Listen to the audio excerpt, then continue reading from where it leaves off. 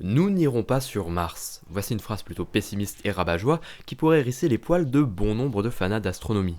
Et pourtant, la réalité est souvent bien plus froide que nos fantasmes, et nous verrons à travers cette vidéo qu'envoyer des hommes sur Mars tient plus du rêve qu'autre chose. Du moins pour l'instant.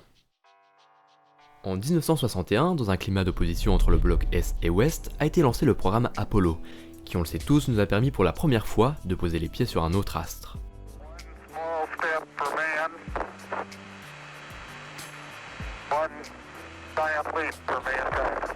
Pour ce faire, de gigantesques efforts ont été fournis, et de nombreuses technologies furent spécifiquement élaborées pour le programme. Pour les États-Unis, l'unique préoccupation était de prôner leur supériorité sur le bloc soviétique. Les budgets ont pu exploser, permettant au programme Apollo de remplir son objectif principal, celui de se poser sur la Lune. Sans le budget énorme alloué au projet, nous n'aurions hélas jamais pu marcher sur notre satellite. La conquête spatiale, c'est magnifique et fascinant, mais également terriblement onéreux. Cela va bientôt faire 50 ans que l'homme n'est pas sorti de l'orbite basse. Pourtant, c'est pas les projets qui manquent. Entre les multiples promesses de retourner sur la Lune du côté du gouvernement américain et les projets fous d'Elon Musk, tout semble à portée de main. Et pourtant, toujours rien. Pourquoi ? Eh bien en réalité c'est plutôt simple. Tout est une question de flouze, d'argent, d'oseille, de pesos, bref, de thunes. Si j'ai parlé de la Lune tout à l'heure, c'est pour une simple et bonne raison. Nous ne sommes pas allés sur la Lune pour un quelconque intérêt scientifique ou technologique. La seule motivation était avant tout idéologique. Bien sûr, de fabuleuses découvertes scientifiques ont pu être faites, et de nombreuses technologies ont été inventées rien que pour ça.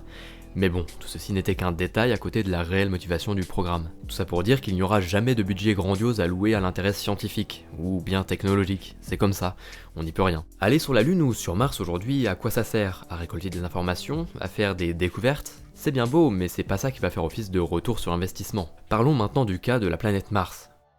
Mars, c'est loin. Très loin. À côté, la Lune c'est à 2 pas. Pour vous rendre compte, il faudrait au minimum 6 mois si les conditions sont bonnes pour amener un équipage sur la planète rouge, alors que bon, se poser sur notre satellite, il faut environ 4 jours. Si le programme Apollo a coûté environ 170 milliards de dollars, imaginez juste 2 secondes les coûts faramineux que représenterait un programme visant à envoyer des hommes sur Mars. Et encore, pour le programme Apollo, les contraintes étaient moindres par rapport à un voyage vers la planète rouge, que ce soit au niveau de la distance, des questions de bouffe, etc. Déjà, avant de parler de voyage vers Mars, j'aimerais poser une question toute bête. Pourquoi aller sur Mars ? C'est vrai ça, à quoi ça sert ? Eh bien en réalité à pas grand chose, et je vais vous expliquer pourquoi. La planète Mars nous est aujourd'hui plutôt familière sur bien des aspects. Pourquoi ?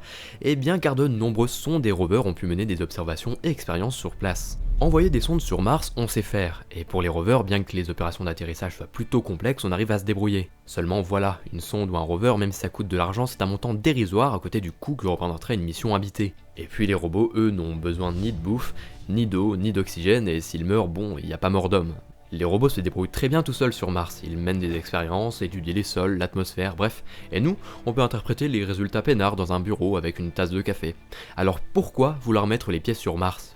Pourquoi vouloir se risquer un voyage de 6 mois, avec un risque accru d'échec pour au final un intérêt scientifique maigre ? Et je vous parle pas du financement, comment justifier une levée de fonds de plusieurs centaines de milliards de dollars pour au final n'avoir aucun retour sur investissement. Et me parlez pas de récupérer des ressources sur place, à moins que notre planète ne soit totalement vidée de ses ressources, jamais nous n'irons sur Mars pour choper quoi que ce soit. C'est bien plus simple de développer mettons de nouvelles techniques de minage sur Terre que d'imaginer devoir aller chercher des matériaux sur Mars. Et puis ce sera toujours infiniment moins onéreux. Vouloir faire une telle réalité sur place c'est bien beau aussi, mais c'est pas ça qui va faire rembourser ne serait-ce qu'1% du coût final.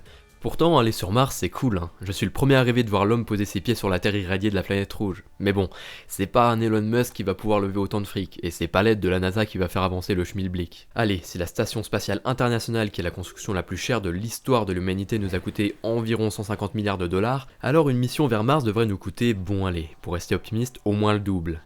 Sachant que le budget de la NASA tourne autour des 20 milliards de dollars chaque année, on n'est pas rendu. Bon, et ce vaisseau pour aller sur Mars ?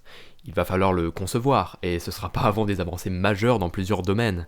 Pour aller sur la Lune, il a fallu mettre au point la Saturn V, qui est d'ailleurs à ce jour la fusée la plus puissante jamais construite. Un monstre de puissance pouvant placer 140 tonnes en orbite basse, soit plus de 2 fois la capacité d'une Falcon Heavy. Pour aller sur Mars, il faudrait au moins une fusée du même gabarit. Mais encore. Créer un engin autonome en termes d'eau, d'oxygène, de bouffe et d'énergie, ça reste encore très complexe, parce que bon, la Station Spatiale Internationale pour y revenir bénéficie de ravitaillements réguliers, et qui permettent de se débarrasser des déchets et au passage de pouvoir rentrer au bercail. Bon, et sinon les astronautes dans tout ça, Comment ça se passe un voyage de telle ampleur? Mais bien figurez-vous que c'est pas l'éclat total. Dans le vide de l'espace, l'absence de gravité peut conduire sur le long terme à de nombreuses complications, au niveau des muscles, du cœur, du cerveau ou encore des yeux. Et puis bon, je vous parle pas de ce qu'il se passerait en cas d'éruption solaire, c'est pas un blindage qui épargnera nos pauvres astronautes. Et on ne sait pas comment prévoir ce genre d'événement. Et puis bon, au-delà de ça, comment prévoir à l'avance qu'aucun membre de l'équipage ne va craquer psychologiquement dans un tel milieu? Bref, beaucoup trop d'imprévus.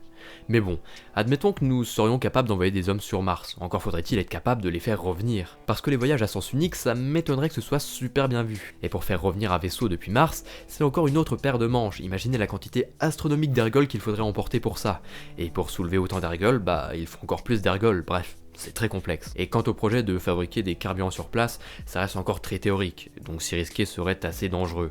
Et j'entends certains crier dans mon oreillette que nous pourrions terraformer Mars, pour la rendre plus accueillante. Mais bon, je vais couper l'herbe sous le pied à ces gens-là. Qu'on soit bien clair, la terraformation sur Mars, c'est de la science-fiction. Ça n'arrivera pas, ni dans 10, 100, 1000 ou encore 10 000 ans. Mars, c'est un monde mort, son champ magnétique, s'il en a eu un, a disparu depuis des lustres, et sa surface se fait balayer par des rayons plus hostiles les uns que les autres. Pour terraformer Mars, il faudrait lui redonner une atmosphère, de sorte à ce que les températures et pressions soient plus clémentes. Il faudrait également lui donner un champ magnétique, mais bon, pour ça je vous souhaite bien du courage. Bref, rien que pour ça, c'est mort. Sur Terre, malgré toutes nos activités, nous n'avons pas pu augmenter ne serait-ce d'1% la teneur en CO2 dans l'atmosphère. Alors imaginez comment on pourrait penser une seule seconde refaire à neuf l'atmosphère de Mars. Surtout que sur Terre, la motivation qu'il y a derrière les industries et émissions de gaz divers, c'est la production, et donc le fric. Mais sur Mars, c'est quoi le plan? Rejeter des gaz dans l'atmosphère comme ça, en quantité industrielle? Avec quel argent? Et quels seront les retours sur investissement? Eh bien, nada.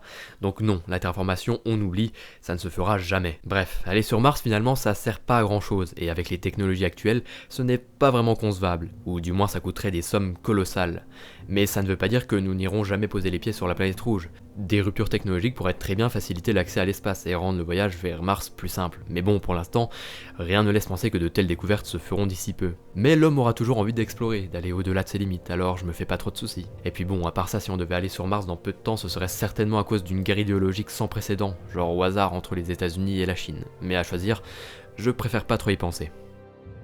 Et c'est déjà la fin de cette petite vidéo. Si elle vous a plu, n'hésitez pas à vous abonner et à lâcher un petit pouce bleu, ça fait toujours plaisir. N'hésitez pas à me faire part également de vos retours dans les commentaires. Sinon, vous pouvez toujours me suivre sur les réseaux, Twitter, Instagram et même DeviantArt. Bref, sur ce, je vous dis à une prochaine pour une toute nouvelle vidéo, mais avant tout, restez curieux.